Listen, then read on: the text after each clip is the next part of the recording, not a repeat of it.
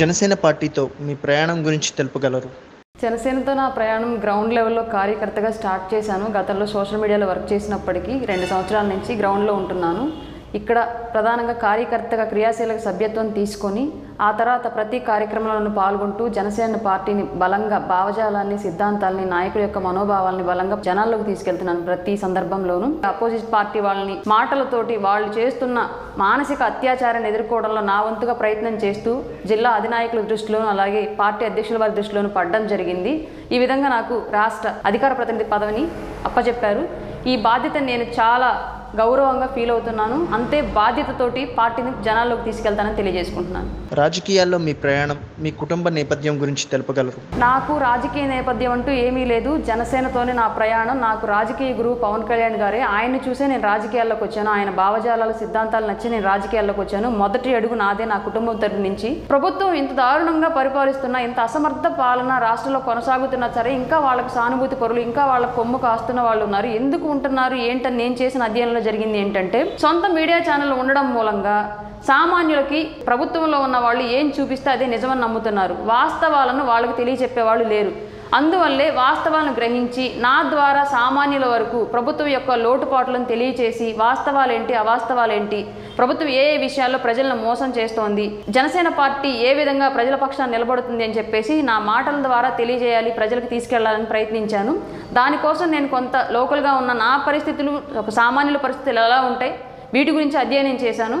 ఇక మీదట కూడా సామాన్యులు, అతి తక్కువ స్థాయి వాళ్ళ గురించే నా పోరాటం ఎప్పుడు ఉంటుంది. జనసేన పోరాటం కూడా వాళ్ళ గురించే. నా సామాజిక వర్గాన్ని అలాగే నా ఊరిని, నా వాళ్ళందరినీ బాగు చేసుకోవాలి అంటే, నా తర్వాతి తరాలకు మంచి భవిష్యత్తు ఇవ్వాలి అంటే నాకు కనిపించిన ఏకైక మార్గం జనసేన, ఏకైక వ్యక్తి పవన్ కళ్యాణ్ గారు. ఆయన వెనకాల నడవాలని నిర్ణయించుకున్నాను. చివరి వరకు ఆయనతోనే ఉంటాను. సామాన్య కార్యకర్తగా ఉన్న మీకు ఇంత ఉన్నతమైన పదవి ఇచ్చి గుర్తించడం మీకు ఎలా అనిపించింది? శ్రమించే వాళ్ళకి తప్పనిసరిగా ఏదో ఒక రోజు గుర్తింపు వచ్చి తీరుతుంది. అధ్యక్షుల వారు ఆ గుర్తింపు ఇస్తారు. దానికి స్థాయి భేదాలు లేవు. వయసు, ఆర్థిక పరిస్థితులు, కులమతాలు ఇవేమీ లేవు. కేవలం మన కృషి, మన పట్టుదల, మనలో ఉన్న వర్తే ఆయన వరకు మనల్ని తీసుకెళ్తుంది. ఆయన దాకా వెళ్ళిన రోజు తప్పనిసరిగా మనకు గుర్తింపు లభిస్తుంది అనడానికి నేనే ఒక ఉదాహరణ. అంటే నా బ్యాక్గ్రౌండ్ ఏంటి, ఎప్పటి నుంచి ఉన్నాను, ఇవేమీ కాకుండా నేను ఎంతవరకు ఈ బాధ్యతను పూర్తిగా నిర్వర్తించగలను అనే ఒకే ఒక్క ఉద్దేశాన్ని దృష్టిలో పెట్టుకొని నా వర్త్ని గుర్తించి నాకు ఈ పదవి ఇవ్వడం చాలా సంతోషంగా ఉంది.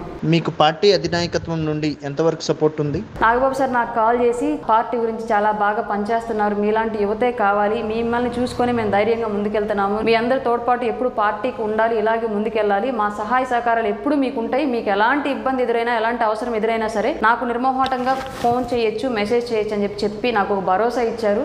చాలా ధైర్యంగా ఉంది. భవిష్యత్తులో జనసేనలో ఎలాంటి పాత్ర పోషించనున్నారు? ప్రతి ఇంటికి, ప్రతి వ్యక్తికి జనసేన భావజాలం చేరాలి.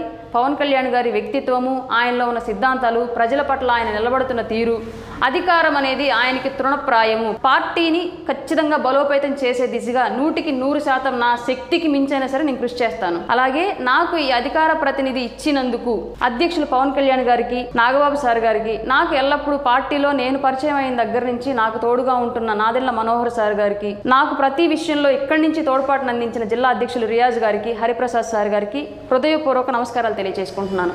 పేదవాళ్ళు, గొప్పవాళ్ళు అని సంబంధం లేదు. మీరు నిజంగా పార్టీ కోసం కష్టపడే వాళ్ళు కనుక అయితే మీ బ్యాక్గ్రౌండ్లు చూడరు, మీ సామాజిక వర్గం చూడరు, మీ ఆర్థిక పరిస్థితులు చూడరు, జనసేన పార్టీలో తప్పనిసరిగా గుర్తింపు లభిస్తుంది అనడానికి నేనే ఒక ఉదాహరణ.